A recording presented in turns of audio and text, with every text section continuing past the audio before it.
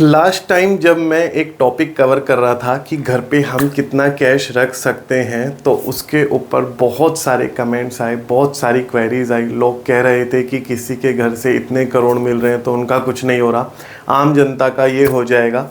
लेकिन healthy discussion होता है तो बहुत सारी चीज़ें, बहुत सारी क्वेरीज नई नई निकल के आती हैं। इसी बीच एक हमारे सब्सक्राइबर बंधु का कमेंट आया कि सर गोल्ड कितना रख सकते हैं। चलो कैश का तो आपने बता दिया, तो वहीं से ही मैंने आपका ये टॉपिक पिक किया कि चलो एक वीडियो इस पे भी बनाते हैं कि आप घर पे, अगर आप एक गृहिणी हैं, आप विवाहित हैं, मैरिड हैं, या आप अनमैरिड हैं, चाहे वो मेल है चाहे वो फीमेल है, वो घर पे कितना कैश रख सकता है, कितना गोल्ड रख सकता है। कैश की वीडियो लाइव हो चुकी है, आई बटन में आपको लिंक मिल जाएगा। लेकिन गोल्ड की हम ये वीडियो कवर करने जा रहे हैं, तो इस वीडियो को बिल्कुल लास्ट तक देखना कि कितना गोल्ड, चाहे वो सिंगल्स हैं चाहे वो मैरिड है, मेल या फीमेल, कितना रख सकते हैं। गवर्नमेंट की क्या लिमिट है, इनकम टैक्स किस लिमिट के बाद आपसे पूछताछ कर सकती है अगर किसी तरीके का रेड वगैरह आपके यहाँ पे पड़ती है तो, और कौन सी लिमिट ऐसी है कि जिस तक मिनिमम लिमिट तक आपसे कोई भी पूछताछ नहीं होने की। सो गोल्ड एक ऐसा एक कमोडिटी है इंडिया में जिसको कई लोग, जिसके अंदर इन्वेस्ट करना पसंद करते हैं। कोई पेपर इन्वेस्टमेंट करता है यानी गोल्ड बॉन्ड्स वगैरह ले लेता है, कोई इन्वेस्ट करना पसंद करता है कि भाई फिजिकल गोल्ड हमारा 22 कैरेट का, 24 कैरेट का, 20 कैरेट का हम लेके अपने पास रख लें, बेटी की शादी है, बहन की शादी है, तब काम आ जाए। तो हम यहाँ पे भारत में गोल्ड कितना रख सकते हैं ये कवर करने वाले हैं। किन किन चीज़ों के लिए क्या सीलिंग लिमिट है, इनकम टैक्स के क्या रूल हैं, अगर आप वो गोल्ड सेल करते हो, गोल्ड परचेज करते हो, तो टैक्स के क्या इसके अंदर रूलिंग है। Sovereign gold bond scheme government की है जहाँ पे आप इन्वेस्ट कर सकते हो, रेड के केस में क्या करना है। तो गोल्ड रखने की सीमा की अगर मैं बात करूं दोस्तों आपसे, तो एक महिला अगर वो विवाहित है तो 500 ग्राम तक गोल्ड रखने पर कोई पूछताछ नहीं है। 500 ग्राम तक का गोल्ड आप रख सकते हो बिना किसी पूछताछ के।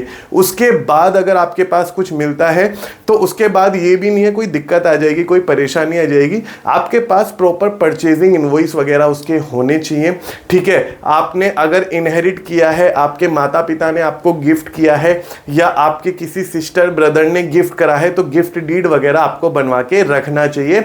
As per income tax law में आपको बात कर रहा हूं कि आपको सोर्स पता होना चाहिए उस गोल्ड का, राइट। अगर उसके बाद मैं बात करूं जो मैरिड नहीं है, जो सिंगल्स हैं, उन गर्ल्स के लिए कितना रख सकती हैं वो, तो 250 ग्राम तक गोल्ड वो रख सकते हैं। जो अविवाहित हैं, अभी मैरिड नहीं हुई है उनकी, तो वो 250 ग्राम तक सोना अपने पास रख सकते हैं बिना किसी पूछताछ के। और जो पुरुष है, चाहे वो सिंगल हैं चाहे वो मैरिड है, उनके लिए लिमिट 100 ग्राम ही रखी गई है। भैया अंगूठी वगैरह पहन लो, बस ब्रेसलेट चैन अंगूठी पहन लो, इसके अलावा और कुछ नहीं। महिलाओं के लिए लिमिट ज्यादा है, पुरुषों के लिए लिमिट ऑफ कोर्स कम है। रीजन बीइंग पुरुषों को इतना गोल्ड का नहीं होता शौक, महिलाओं को ज्यादा होता है, राइट। तो ये एक ऐसी लिमिट है मिनिमम जिसके अंदर आपसे कोई पूछताछ नहीं होने की। इसके बाद भी अगर आपके पास गोल्ड वगैरह है तो उसका प्रॉपर डॉक्यूमेंटेशन, अगर आपने सुनार से खरीदा है तो उसका प्रॉपर बिल्स वगैरह आपके पास दोस्तों होना चाहिए। अब गवर्नमेंट की एक सॉवरिन गोल्ड बॉन्ड स्कीम भी आई थी जिसमें आप अपना सोना रख के 2.5% पर एनम का ब्याज भी ले सकते हैं गवर्नमेंट से, वो भी सेमी एनुअली आपको पेबल होता है, राइट। तो ये सॉवरिन गोल्ड बॉन्ड स्कीम में भी आप अपना गोल्ड रख सकते हैं। इससे क्या होता है, आपके लॉकर में रखने की कॉस्टिंग बच जाती है। अगर आप अपना सोना लॉकर में रखते हैं तो वो भी बच जाता है, प्लस आपको रिस्क की कोई भी टेंशन नहीं रहती। आप कहीं भी बाहर जाते हो, ट्रिप के लिए जाते हो, शादी में जाते हो घर छोड़ के, तो आपका सोना सुरक्षित रहता है दोस्तों।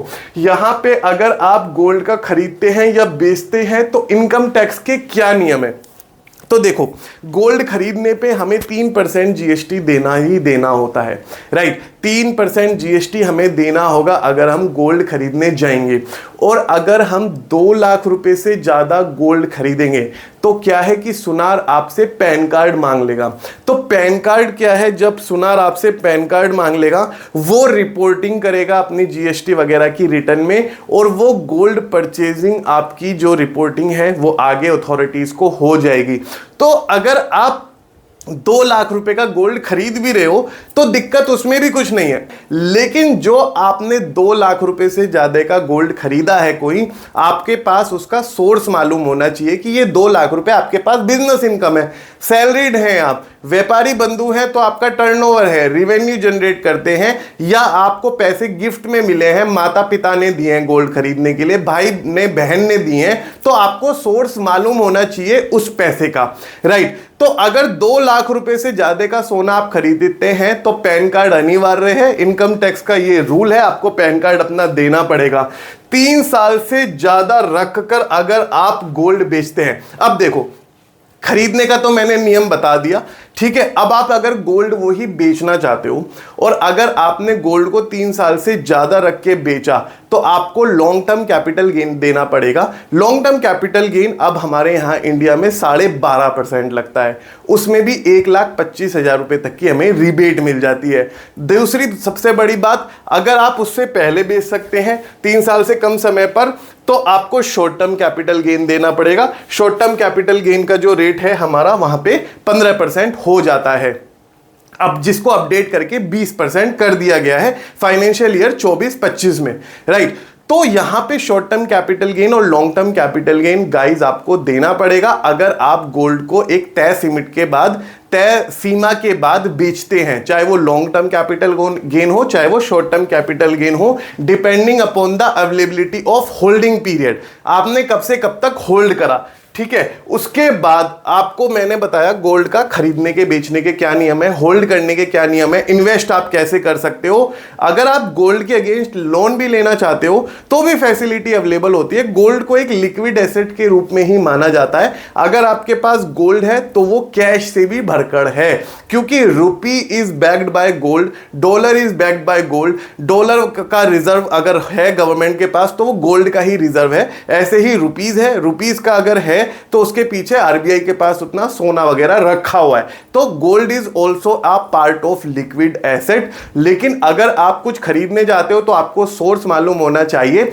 और अगर आप बेचना चाहते हो तो आपको लॉन्ग टर्म कैपिटल गेन और शॉर्ट टर्म कैपिटल गेन पे करना चाहिए दोस्तों। तो ये थी गोल्ड के ऊपर एक वीडियो छोटी सी, अगर आपको इंफॉर्मेशन पसंद आई हो तो प्लीज चैनल को सब्सक्राइब कीजिएगा, और अगर आपको लगता है कि भाई हमें कोई टॉपिक कवर करने से रह गया है तो आप प्लीज कमेंट करके हमें सजेस्ट कीजिएगा, हम आपकी क्वेरी वहां पे दूर करने की कोशिश करेंगे और नए टॉपिक पे वीडियो बनाने की पूरी कोशिश करेंगे। Thank you so much guys बने रहने के लिए, थैंक यू सो मच।